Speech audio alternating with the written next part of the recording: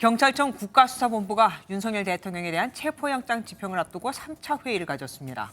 공수처 부장급 검사와 평검사들이 여기 참석해 내일은 물러서지 않겠다는 의지를 재확인했다고 하는데요.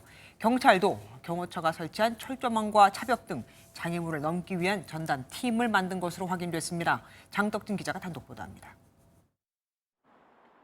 윤석열 대통령에 대한 체포작전을 논의하기 위한 3차 회의가 오늘 오전 국가수사본부에서 열렸습니다. 서울과 경기 등 4개 경찰청 광역수사단 지휘부가 모였는데 이 자리에는 공수처 부장검사와 평검사 4명 등 모두 5명이 동석한 것으로 MBN 취재 결과 확인됐습니다. 당시 한 공수처 검사는 책임감을 가지고 체포영장을 집행하겠다고 말한 것으로 전해졌는데 지난 3일 1차 집행과 달리 물러서지 않겠다는 의지를 내비친 것으로 보입니다. 내란 우두머리 피의자에 대한 체포영장 집행에 대해서 그 정당한 체포 집행에 대해서 또 열심히 성실하게 임하고자 합니다. 경찰 역시 만반의 준비를 마친 것으로 확인됐습니다.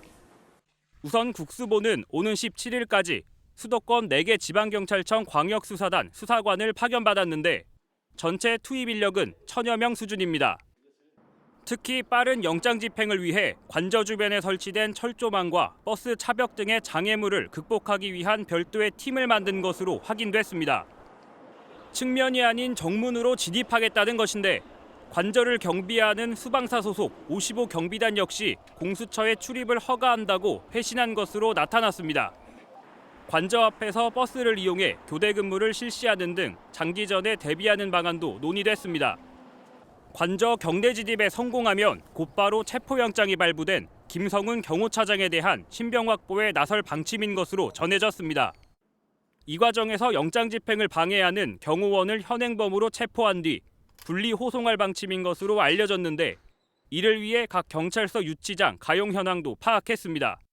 MBN 뉴스 장덕진입니다.